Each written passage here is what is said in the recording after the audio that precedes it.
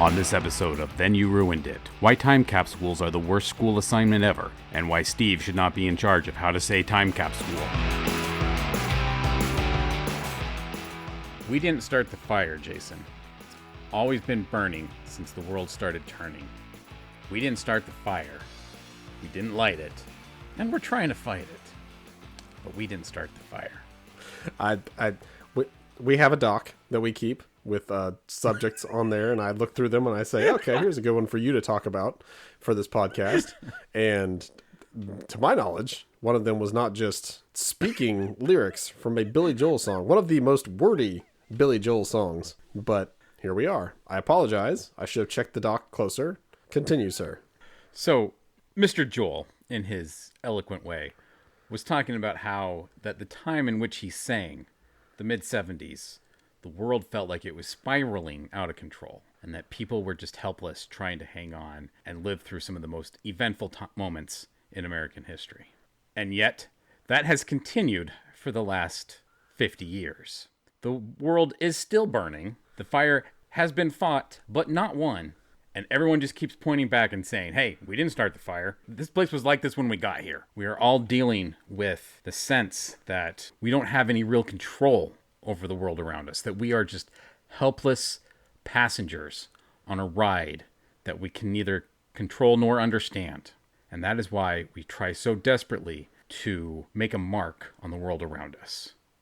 And that is why, for as long as Billy Joel has been singing, teachers have been making their classes do time capsules. And they're stupid. And we should stop. Discuss. A long walk. I'm tired. I need to sit down, first off. You didn't walk at all. I did all the walking. It's figurative. Second of all, I've seen time capsules done. I've never actually been part of one. It just feels stupid. It feels just incredibly myopic. I get the point, and I get that, there is something to it. I don't think I've ever been at an event where one was opened and we could tell things from the past. But I feel like I've never heard of a time capsule being opened, it actually being cool even. I was going to say amazing, but even cool. So I don't know. I feel like I'm never going to put anything in one or be a part of one. And I'm fine with that. If you ask me to put something in a time capsule, I may rather have jury duty than trying to come up with something interesting for a time capsule.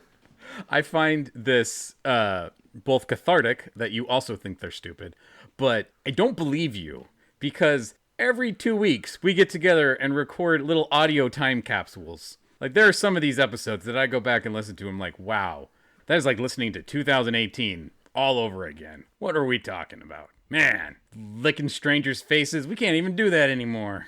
We did talk about that a lot in the past, to be fair. Because that was 95% of what we did. Licking strangers and standing 2 feet behind them in the checkout aisle. To be fair, that podcast concept was probably dead on arrival. Lick and watch. Over in one episode. So you never had to do a time capsule? Like I said, I think I remember being invited to, or a class thing, and just being I can't think of a single thing that would be interesting to somebody 50 or 100 years from now. But you also don't, who knows what that's going to be like. So anything you put in there could be wow, they ate with these, holding up a fork. It's forks haven't changed. It's you kind of have to look back. Look back 50 years and be okay, these are things that haven't really changed. So don't choose those. Shoes. Shoes are probably going to be about the same. Back to the Future probably lied to you. They're not really going to be self-lacing. You're still going to be tying shoes, Velcroing shoes. I guess these days now more and more things are slip-on or whatever, so. I don't know. If we made a time capsule in the 90s and someone put pump-up shoes in there, we'd open those now and be like, oh yeah! That was a thing we did for a while. And then we stopped. And when we put those shoes on, we'd pump it up and be like, yep, that's why. Hurt your ankles. Really bad. If you pumped them enough, I never... I could feel it a little bit. That was one of the biggest ripoffs. I feel like I finally got pump shoes. I got the pump, not the ripoffs. I got plenty of the ripoffs from LA Gear or whatever those are called, Walmart. But when I finally got a pair of the pumps and pumped them up, I'm still suck at basketball. Perhaps it wasn't the shoes after all. No, it wasn't. And that really was like a big realization as a child, was like, things can lie to me, but to get me to buy things. For me, it was the game Crossfire. I remember like playing Crossfire at a friend's house because I wanted Crossfire bad. And then I played like 2 minutes of Crossfire. I'm like, huh, that ad made this game seem a lot more intense than it really is. And my friend's like, yeah, I know. It kind of sucks, doesn't it? Let's go jump on the trampoline. That's better. Yeah, it's like for the fate of the world, and they're like standing on the pieces, and you shoot them off into space when you win. It's like, yeah, yeah, yeah. Yeah, it's like a Mad Max battle to the death. Yeah. In reality, it's shooting BBs at a ball. Oh man, and they all miss, so you have to then go get the BBs back to like continue the game. 'Cause it's like, I ran out of BBs. Yeah, me too. Okay, let's just pause. Let's go get the BBs. You want to just stop? Yeah, let's just not play this anymore. Well, I mean, the BBs go to the other person's net, and you pick them back up and you shoot. Anyway, we don't need to get into an in-depth dissection of Crossfire, America's best advertised game. So when I was a kid, we did have to do a time capsule. It was in 5th grade, and we were divided into teams, and each team had to come up with stuff and bring stuff from home, and they were going to put in the time capsule, and each team could set a time when they were going to get it. We were going to give the time capsule to our teacher. They were all just like these 5-gallon buckets, and we are going to tape up and write a date on it. And I remember that my group chose that we were going to get it in the year 2000, because that was a big day, or a big year in our minds, because that was the year we would graduate and the year that the future would officially begin. Figured 1999, pump up shoes and extreme basketball. 2000, moon colonies and flying cars. So we were supposed to bring all the stuff from home, and nobody did. Everyone like forgot that this was the assignment. So we're like, ah, crap, we got to put stuff in this time capsule. And so we're like rummaging in our desks, and we're just putting all this garbage, like literal garbage, from our desks. And I remember, like, I put in a bunch of erasers. I put in like a nub of a colored pencil. I'm like, yeah, that'll be good. We won't have colored pencils in the future. We'll have like magic. I don't know, lasers. We'll use lasers to color. And so we're like, yeah, that's good. And then prick in my class, it's like, oh, hey, you should put your thing in there. You should put, yeah, you put your wiener in there. You should put your certificate. I'm gonna dip my balls in it. Not in the capsule, you moron.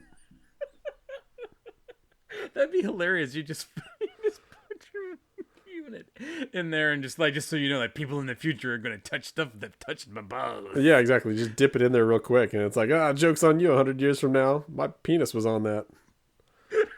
Now I don't want to open any time capsules, because now I'm convinced that everyone did that. Make sure no that's guys. That's a great idea. Next time capsule I'm in charge of, my wiener's touching all of it. Yeah. Was this loaded by a woman or a man? It's like, I mean, it was a group.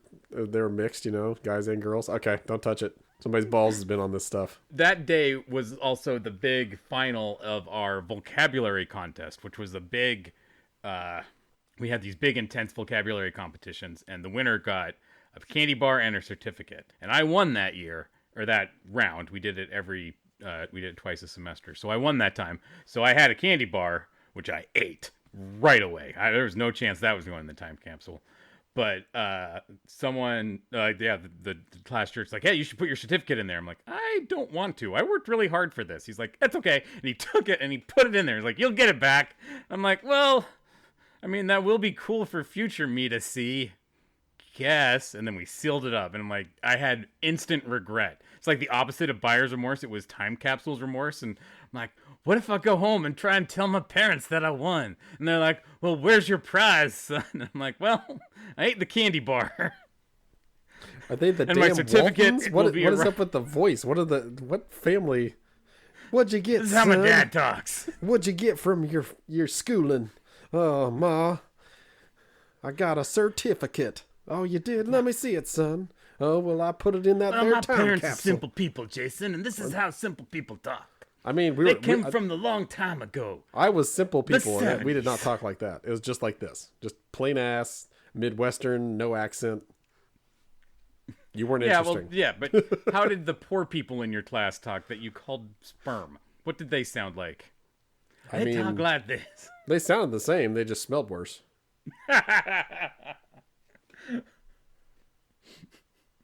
Anyway, I regretted it ever since, and like I'm still like, here's the thing, like, cause the teacher said, "You guys come to my house in the year 2000. We'll open this up. It'll be fun."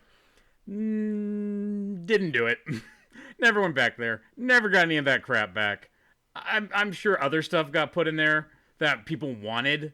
Like people who actually took the assignment seriously probably put like a cherished toy in there or something, and now they just never got it back because we all were teenagers at the time and thought that time capsules were dumb.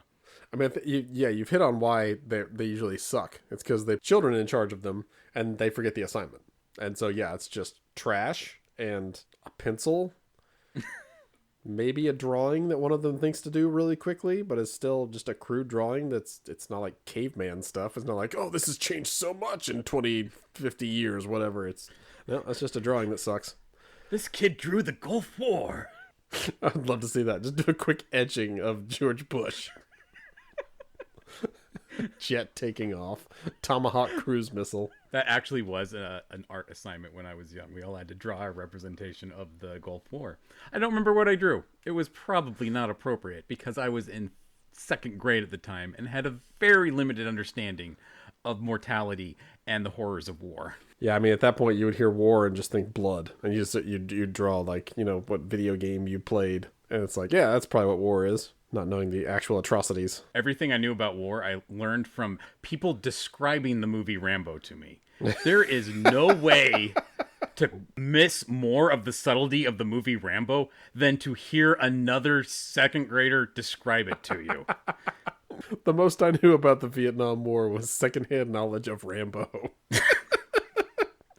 What did you know about Vietnam in second grade, Jason? Oh, not a damn thing. I don't think I learned it was a thing until I saw Forrest Gump. And even then, I didn't know anything. I just know it said Viet effing Nam. And my brother and I thought it was so funny we made our little baby sister at the time say it. And we thought that was just the best. To this day, that's pretty much all I know about Vietnam. I knew a couple people who were Vietnam vets, and I've seen the entire scope of vicarious experiences through Vietnam. I had one guy who taught me who told me all the, like, he was a gunner on a medical helicopter, so they were going in and out of active zones, and he was trying to protect the people coming on and off the medical evacuation helicopter. There was another guy who he made it very clear that he couldn't tell us what he did during Vietnam, but he could tell us that he was taught how to do two things: tap phones and speak Russian, which is a lot. Like when people say, like, I only learned two things in the war, you're like, how to kill a man and how to bury the body. Nope, tap phones and speak Russian. It's like, oh, you were a spy. Now that's way cooler, but at the time we're like, that's a pansy job. That's war. Like, nobody is like the true Captain America, like, war hero. Somebody had to do the menial task to keep, the effort going, and you were a cog of many, making sure this war kept on going. But yeah, and I mean, that's actually a really cool thing to be able to say you did during the war, and it's definitely a lot easier to process afterwards. Because he never saw any combat, and that is a blessing. So. Anyway, back to the time capsule. There was one other... Before we go to it, hang on. You said this many times now. I know it looks like capsule, but I don't think it's actually pronounced that way. I think everybody just says capsule, don't they? Time capsule. Now I'm self-conscious. Have I been saying it weird? I mean, it sounds very weird to me, but it's also... my wife is one of those that says bury instead of berry, but I don't know. I shouldn't harp too much on it, but I am giggling every time you say capsule. Well, now I don't remember what I was going to say. Now I just feel self-conscious about my voice. If only we had a recorded version of this that we could go back and listen to. Yeah, I'm going to go back as I'm editing. I'm like, I do say it weird. All right. Here's the thing. I acknowledge that I don't speak good. I do as well. Yeah. But you don't Half speak of it are good? my own, like, weird little idiosyncrasies that we all have. I can't say extracurricular. at all. Like, that was not a fake. That is how I say that word, because I can't. I say tooken, I say crick, and you ain't gonna stop me. I'll fight you on all of these. It's a time capsule. Perfect. Continue, if you can. Anyway, so we were going to get ours back in the year 2000. One of the other groups, this was obviously the group of overachieving dum-dums, because they put theirs into like 2050 or something like that. So they still have this, like, there's no way that teacher is going to live to 2050. Like, someone had to inherit a 5-gallon bucket of a bunch of students' crap, and someone's going to expect it back in 27 years or whatever. And the last one did the day before school let out that year. Like, that's when they wanted to open their time capsule, which at the time we're like, that's lame. The world's not going to change. And yeah, it is lame. The world's not going to change. But they got their stuff back, and I didn't. So truly, they were the smartest of us all. Let this be a lesson to you, kids. Don't work hard on things. And pick an easy date to get your stuff back from your time capsule. And don't give up certificates. That could be helpful. Yeah. Yeah, like, I could have that framed. I could have it up on the wall. Every time my kids walk by, they're like, that's my dad. Vocabulary champion of March of 1993 or whatever that was. Dad, pronounce capsule. I'm not sure that would carry through for your children. I think that's pretty limited in the scope. I'm really good at what words mean. It was a vocabulary contest, not a pronunciation contest. I didn't have to know how to say them. I just had to know what they meant. That's true. So I think you need to make a time capsule of everything that you have. Like, you're moving soon. This could be your chance to, take some stuff that you don't want anymore and you don't want to move, put it in a bucket, write time capsule on it. Don't open until 2050. Stick it up in your attic and let the next people deal with it. No, I will disagree with that. Time capsule is never a thing to leave for somebody else to deal with. It should be a thing of wonder to discover things later on. You don't just be like, I'll just leave my crap behind that I didn't want. These people get to discover it later, and I don't know, whatever they think about it. I don't know. Like, if you think about it, everything that archaeologists dig up is something someone didn't want, and they buried it in the ground. I'm not going to get into archaeology here. That's too deep a conversation for, and also I don't know enough about it. I just know that a lot of things didn't get buried, they got left and fossilized. Nothing that archaeologists are looking at is fossilized. Those are fossils, which are the realm of paleontologists. But there's like pottery. They didn't bury the pottery. It just got left when there's a big flood and it flooded an area and they didn't bury it on purpose. It's not like, They don't find like full pots. They find broken shards because someone broke a pot and they're like, okay, well, throw it out. It's busted. And then like 2,000 years later, someone's like, holy crap, we found a busted pot. We can put together and know what a pot looked like. Hey, it looked like a pot. It's neat. What else did we find? Oh, Steve Shinney's certificate. This is amazing. I don't know. He was really good at vocabulary in 5th grade. And apparently lived in Mesopotamia or whatever. I don't know where Miss Keller ended up living. She could end up in between the Tigris and Euphrates River. Sure, why not?